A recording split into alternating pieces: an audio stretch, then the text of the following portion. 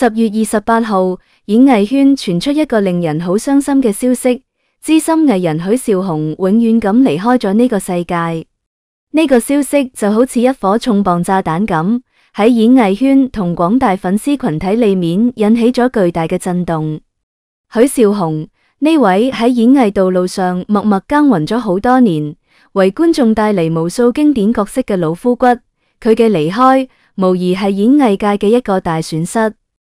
許紹雄離世之後，佢嘅家人強忍住悲痛，開始為佢操辦後事。11月17號，香港大圍寶福紀念館入面氣氛莊嚴又肅穆，一場設靈儀式喺度舉行。呢一日，大批藝人紛紛放下手頭上面嘅工作，懷住沉痛嘅心情前往送別許紹雄最後一程。佢哋之中有同許紹雄合作咗好多年嘅老搭檔，都有深受佢影響同提攜嘅後輩。那些未能親自到場嘅藝人都紛紛送上咗花牌，以表最後嘅致意。每一個花牌都承載住佢哋對許紹雄嘅敬意同唔捨，每一束鮮花都寄託住佢哋深深嘅哀思。喺設靈儀式現場，靈堂佈置得好簡潔，但又好莊重。許紹雄嘅遺像被擺放喺正中央，相入面嘅佢笑容和藹，好似仲喺同大家親切交流咁。遺像周圍擺滿咗各界送嚟嘅花圈同花牌，五彩斑斕，但又透住無盡嘅哀傷。藝人陸續走入靈堂，佢哋神情凝重，步伐沉重。有嘅藝人默默咁走到遺像前，獻上鮮花，深深咁鞠躬；有嘅就同許紹雄嘅家人輕聲咁交談，安慰住佢哋悲痛嘅心情。其中，佘詩曼同苗僑偉夫婦格外引人注目，佢哋連續2日現身，足以睇出同許紹雄嘅深厚情誼。苗僑偉更加係許紹雄靈柩嘅扶靈人之一，呢個特殊嘅身份都彰顯出佢喺許紹雄心目中嘅重要地位。苗僑偉身着黑色西裝，神情肅穆，眼神入面透露出無盡嘅悲痛。佢靜靜咁站喺靈堂一角，回憶住同許紹雄嘅點點滴滴，那些一齊拍拖嘅日子，那些歡聲笑語，呢一刻都好似電影咁喺佢腦海入面不斷放映。許紹雄嘅出殯儀式喺11月18號上午以私人形式舉行。根據之前發佈嘅訃聞安排，出殯之日上午11時舉行大殮儀式，中午12時辭靈，跟住靈柩就會被送往富山火葬場火化。清早8點半，許紹雄嘅遺孀龍嫣怡同女兒許慧貞就好早咁抵達咗靈堂。佢哋雙眼紅腫，面容憔悴，但依然強忍住悲痛，開始打點出殯嘅各項事宜。龍嫣怡身着素服，頭髮有啲凌亂，佢仔細咁檢查住每一個細節，確保出殯儀式能夠順利進行。許慧貞就緊緊咁依偎喺母親身邊，眼神入面充滿住迷茫同無助。除咗許紹雄嘅家人，許家全家嘅好友黎芷珊都一早嚟到咗現場。繼設靈之日到場打點之後，佢喺出殯之日再次嚟幫手。黎芷珊同許紹雄一家相識好多年，感情深厚。佢忙碌咁穿梭喺靈堂內外，安排住各項事務，為許紹雄嘅家人分擔住壓力。佢嘅面上都帶住悲傷嘅神情，但依然堅強咁履行住自己嘅責任。喺出殯儀式進行之前，陸續有圈內人士抵達靈堂，進行最後嘅告別。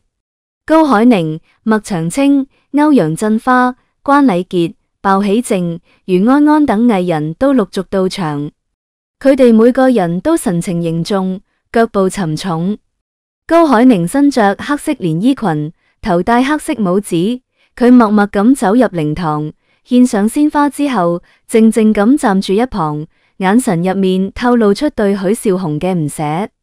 麥長青就同許紹雄嘅家人親切咁交談，安慰住佢哋，回憶住同許紹雄合作時嘅趣事，試圖用呢啲美好嘅回憶嚟緩解大家嘅悲痛。歐陽振華同關禮傑都係許紹雄嘅好友，佢哋結伴而嚟。兩人走入靈堂之後，先向許紹雄嘅遺像鞠躬致敬，然後同苗僑偉等扶靈人交流住。佢哋嘅面上都寫滿住悲傷，彼此之間冇好多嘅言語，但一個眼神，一個動作，都能感受到佢哋對許紹雄嘅深厚情誼。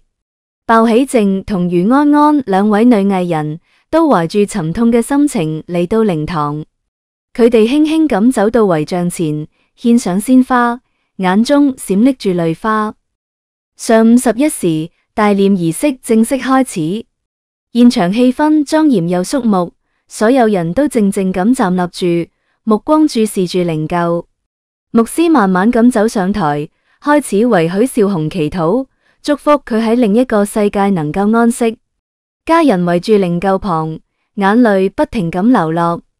許慧貞緊緊咁握住母親嘅手，俾佢力量同支持。龍燕兒就默默咁望住靈柩，眼神入面充滿住唔捨同眷戀。大殮儀式結束之後，中午12點辭靈儀式開始。呢個時候，靈堂入面嘅氣氛更加凝重，藝人紛紛走上前，再次向許紹雄嘅遺像鞠躬告別。佢哋有嘅輕聲咁講住告別嘅話語，有嘅就默默咁流淚。呢一刻，時間好似凝固咗咁，所有人都沉浸喺悲痛之中。12點40分，許紹雄嘅靈柩由寶福紀念館移往富山火葬場。佢生前嘅好友杜燕歌、曾偉明、麥長青、羅樂林、歐陽振華、關禮傑、苗僑偉、阮兆祥負責扶靈。呢8位扶靈人都係許紹雄喺演藝界嘅好友，佢哋同許紹雄有住深厚嘅情誼。苗僑偉同歐陽振華站住扶靈嘅最前排，佢哋神情肅穆，眼神堅定。佢哋深知呢一刻自己肩負住送許紹雄最後一程嘅重要使命。待到靈柩移上車之後，扶靈嘅8位人士各站兩邊，肅穆咁望住向靈柩告別。佢哋嘅眼神入面充滿住敬意同唔捨，好似喺用自己嘅方式為許紹雄送上最後嘅祝福。之後，許紹雄嘅女兒許慧貞先捧住遺照隨行上車，佢小心翼翼咁捧住遺照，眼神入面充滿住哀傷同思念。許紹雄嘅遺孀緊隨其後，佢身體虛弱，腳步蹣跚，由女婿以及佘詩曼攙扶住。佘詩曼喺現場都已經哭成咗淚人，雙眼通紅，相當難過。佢緊緊咁扶住龍燕兒，試圖用自己嘅力量俾佢一啲安慰。許紹雄離世，眾人唔捨，除咗其家人之外，最難過嘅莫過於苗僑偉以及佘詩曼。兩人喺許紹雄彌留嘅時候、設靈嘅時候、出殯嘅時候都現身咗，可見私交甚篤。苗僑偉喺許紹雄設靈日當日喺拜祭完對方之後接受訪問，一提起許紹雄，佢就哽咽咗起嚟。佢話自己好心痛，收到許紹雄太太通知去醫院探望嘅時候，先知對方出咗大問題。之前自己並唔知佢患病，結果最後見到對方嘅時候，許紹雄已經要插喉管，完全處於昏迷嘅狀態，當晚就走咗。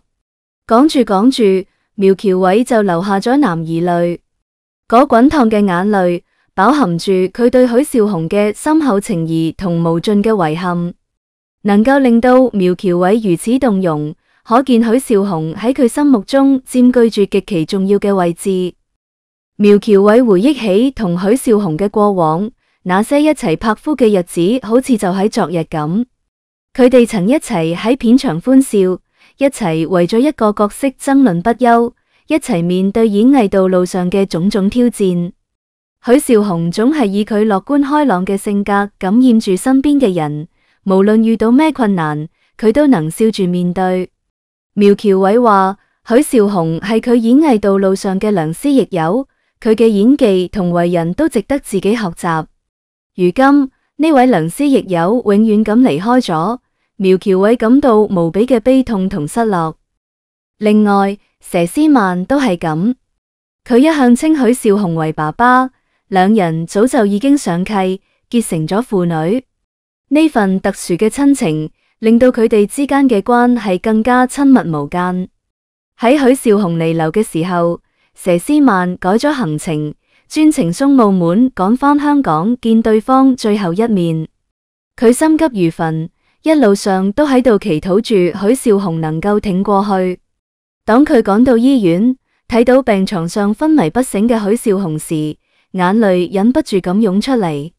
佢輕輕咁握住許紹雄嘅手，輕聲咁呼喚住爸爸，希望佢能夠聽到自己嘅聲音，能夠醒過嚟。然而命運卻如此殘酷，許紹雄依然永遠咁離開咗佢。而喺設靈日、出殯日，佘詩曼又連續2日抵達現場。